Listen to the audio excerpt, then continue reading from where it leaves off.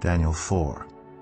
King Nebuchadnezzar, to the nations and peoples of every language who live in all the earth, may you prosper greatly.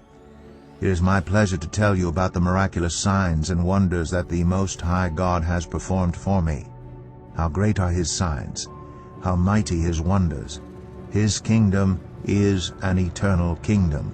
His dominion endures from generation to generation. I, Nebuchadnezzar, was at home in my palace, contented and prosperous. I had a dream that made me afraid. As I was lying in bed, the images and visions that passed through my mind terrified me.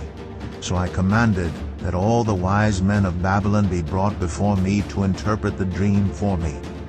When the magicians, enchanters, astrologers, and diviners came, I told them the dream, but they could not interpret it for me.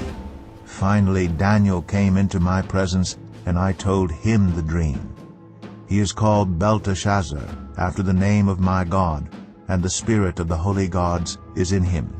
I said, Belteshazzar, chief of the magicians, I know that the spirit of the holy gods is in you, and no mystery is too difficult for you. Here is my dream, interpret it for me.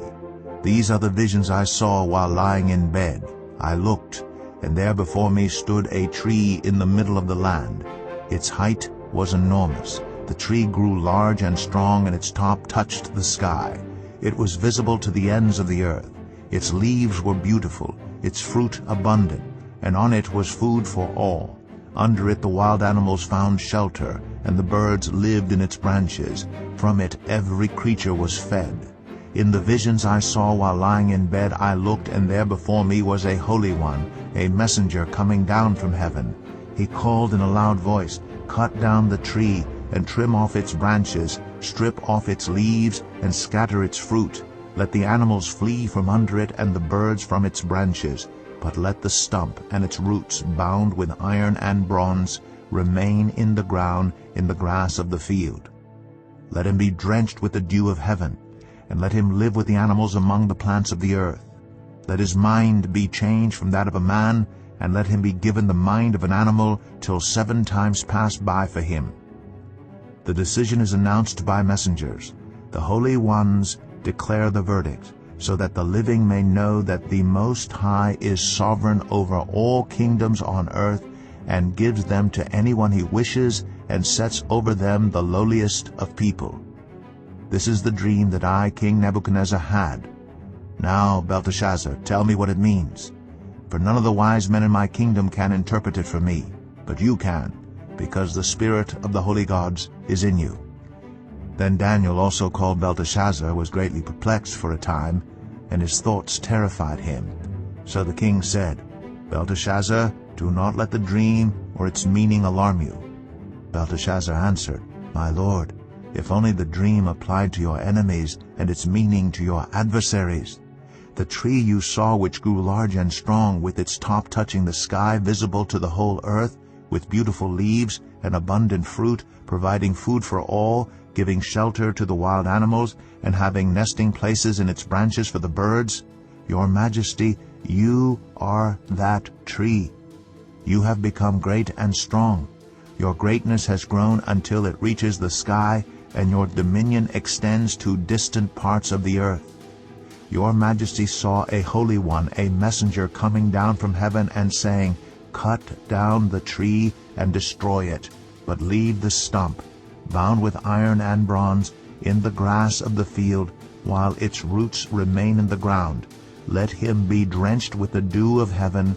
Let him live with the wild animals until 7 times pass by for him.